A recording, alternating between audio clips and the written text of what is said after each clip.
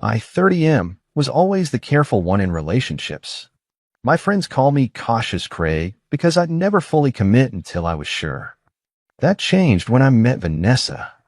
After 2 years together, I proposed, and our engagement party was set for last Saturday at her father's country club. Vanessa's family has serious money. Her dad, Gerald, is some big-shot investment banker who made it very clear he thought his daughter was settling with me. I run a landscaping business, not exactly the hedge fund manager he wanted for his princess. The engagement party was in full swing when I noticed Vanessa had disappeared. After searching everywhere, I found her in the coat room with her arms wrapped around her ex, Devin. They were kissing like teenagers, completely oblivious. I just stood there watching. Devin saw me first and stepped back. Vanessa turned around, and instead of looking guilty, she rolled her eyes. Seriously, Craig? It's just a goodbye kiss. We have history. When I didn't respond, she snapped, God, don't be such an insecure loser. Devin and I dated for years. We're just getting closure. Devin smirked behind her. Yeah, man. Don't make this weird. Something inside me just clicked off. I nodded, smiled, and walked away. Craig, Vanessa called after me. Don't you dare make a scene. I didn't. I quietly left, grabbed my jacket, and drove home. My phone blew up immediately with text from Vanessa saying I was embarrassing her, and her father was furious. I turned my phone off and started packing. By 2 a.m., I had loaded my essential belongings into my SUV. I left the engagement ring on the kitchen counter with a simple note, goodbye kiss. I crashed to my buddy Tyler's place, who was waiting with a beer and a spare bedroom. The next morning, I woke up to dozens of missed calls, tons of texts, and one voicemail from Gerald screaming about how I'd humiliated his daughter and demanding I call back to fix this disaster. That's when I decided no dramatic showdown. Just consequences. Update 1. It's been 5 days since I walked out of the engagement party. Thanks for all the support on my original post. Didn't expect it to blow up like that. The day after the party, I moved the rest of my stuff out while Vanessa was at work. Left my key next to the ring. Shortly after, Gerald called. His voicemail was suddenly all polite. Craig, I think there's been a misunderstanding. Please call me back so we can discuss this like gentlemen. I didn't call back. Instead, I contacted our wedding vendors and canceled everything. Since I'd put down most of the deposits, despite Gerald's wealth, I'd insisted on paying my share. I was able to cancel without hassle. Several vendors even offered partial refunds after I explained the situation. Vanessa's texts went from angry to pleading. Please talk to me. It wasn't what it looked like. We need to talk about this in person. The most revealing one, Devin means nothing to me. He was just there and it happened. Don't throw away what we have over something so stupid. I finally replied, I'm not throwing away what we had. You already did that. Then she showed up at my job site. I was with a client when Vanessa's Mercedes pulled up. She stormed over, completely ignoring my client. You need to stop this childish silent treatment, she said loudly. We're getting married in 4 months. I walked her back to her car. We're not getting married, I said calmly. I've already canceled the vendors. Her face went from angry to shocked. You what? I canceled everything. You can't do that. My father has already invited his business associates. Then I guess you and Devin will have to figure something out, I replied. That's when she slapped me. Hard enough that my client definitely saw it. Screw you. I was going to tell you it was a mistake that Devin caught me off guard, but now I'm glad you saw us. You never deserved me anyway. As she was leaving, I said, you know what's interesting?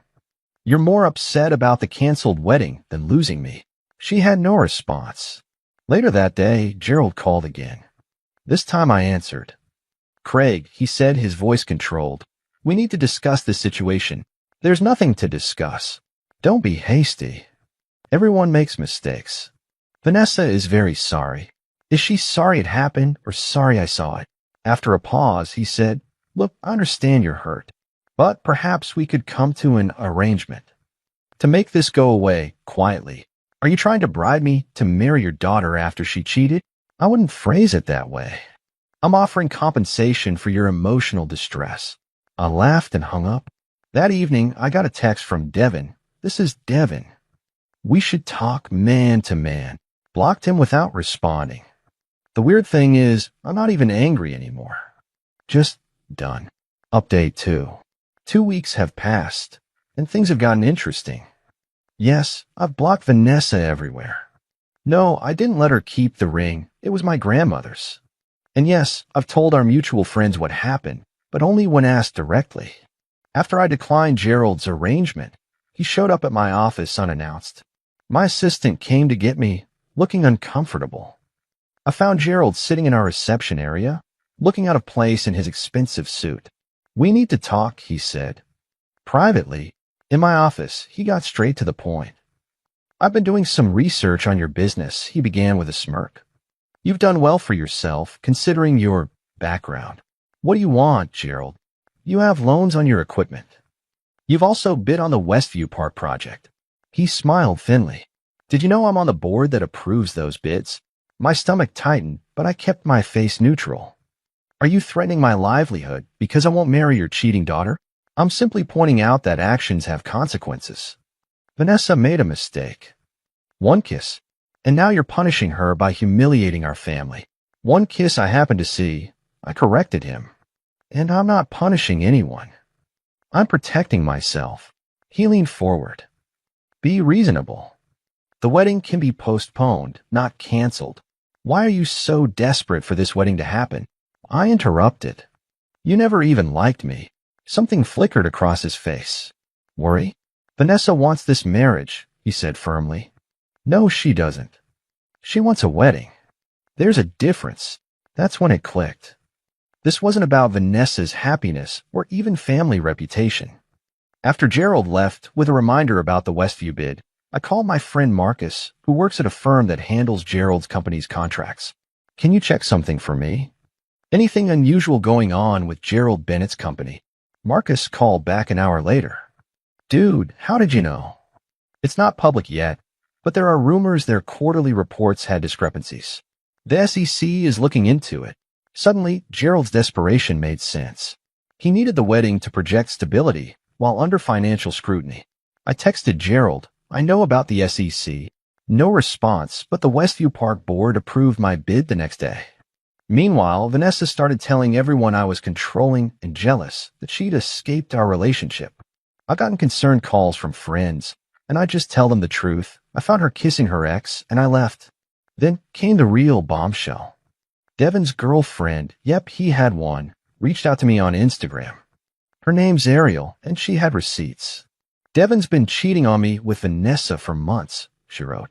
"Not just a goodbye kiss. I found their messages. We met for coffee, and she showed me everything, text conversations going back at least 6 months. Hotel meetups, explicit messages, and future plans." In one message, Vanessa wrote, "Craig is just a stepping stone. He has good connections for my design business. Once I've established myself, we can be together." Ariel and I compared notes. The night before our engagement party, Devin had promised to break up with Ariel so he and Vanessa could be together. The goodbye kiss I witnessed was actually celebrating their plan. "What are you going to do with this?" Ariel asked. "Nothing," I said. "I don't need to do anything. The truth will come out on its own." And it did. Vanessa's best friend, Jessie, called me. "We've always gotten along well. I can't believe what she did to you," she said. "She's telling everyone you were abusive, that you controlled her money and isolated her." "You know that's not true," I said. "Of course I do. That's why I'm calling. I've known about her and Devin for a while. I should have told you." She paused, then added, "I've sent you an email. It's an invitation to her freedom celebration party this weekend. She's invited everyone, and Devin." I think Jessie checked my email and forwarded the invitation to Gerald with no comment. 10 minutes later, Gerald called. "What do you want?" he asked, his voice tight. "Nothing. Just thought you should know what your daughter is up to while you're trying to save her engagement." He hung up without another word. I'm not going to Vanessa's party, obviously, but I am moving forward. The apartment sale is going through. I've got the Westview project starting, and I've even had coffee with someone, no pressure, just nice conversation. Sometimes the best revenge is just letting people reveal who they truly are. Final update. It's been 3 months since my last update. Lots of you DM'd asking for closure, so here goes. Vanessa's freedom celebration blew up in her face. According to Jesse, Gerald showed up uninvited, just as Vanessa and Devin were getting cozy on the dance floor. He caused a huge scene, dragging Vanessa outside for what witnesses called a nuclear argument. Apparently, Gerald's company's financial troubles were worse than anyone knew, and Vanessa's behavior was making things worse. The following week, the news broke. Gerald's company was under federal investigation. Their stock tanked 60% in one day. Vanessa tried contacting me again, sending a long email about making the biggest mistake of her life and needing support during this difficult family time. I didn't respond. Devin ghosted once the Bennett family fortune took a hit. Ariel told me he tried getting back with her, claiming Vanessa had pursued him relentlessly. Ariel wasn't buying it. My business has been doing great. The Westview Park project was a huge success, leading to 2 more municipal contracts. I've hired more employees and moved to a bigger office. About 6 weeks ago, I was having dinner with Eliza, the woman I mentioned before we're dating now, when Vanessa walked in with friends. She spotted me immediately and came over. "Craig," she said with fake cheerfulness. "How are you?" "I'm good, Vanessa." "This is Eliza." Eliza smiled politely, but said nothing. After an awkward silence, Vanessa said, "I've been thinking about you. Maybe we could talk sometime." For closure, one of her friends called out, "Vanessa, your dad's on the phone. He says it's urgent." Panic flashed across her face. "I have to take this, but call me, okay?" After she left, Eliza raised an eyebrow. "So that's the famous Vanessa." "That's her," I confirmed. "She seems intense." We both laughed. I never called Vanessa. Last week, Gerald pleaded guilty to securities fraud. The news reported that he's liquidating personal assets, including the country club where our engagement party was held. Jesse told me Vanessa had to move out of our old apartment and into a much smaller place. She's also had to take a corporate job, giving up her dreams of an independent design studio. "She still talks about you," Jesse said. "Says you're the one who got away." "I'm not the one who got away," I told her. "I'm the one who walked away." There's a difference. I don't take pleasure in their troubles. What happened wasn't my doing. It was the natural consequence of their own actions. I'm just glad I discovered who they truly were before I legally joined their family. As for me, life's good. Eliza and I are taking things slow. My business is thriving. I've even adopted a dog rescue lab mix named Remy. My grandmother's ring is back in its box, waiting for the right person. Maybe that's Eliza. Maybe it's someone I haven't met yet. No rush. Sometimes the worst moments lead us exactly where we need to be. That goodbye kiss was actually my hello to a better life.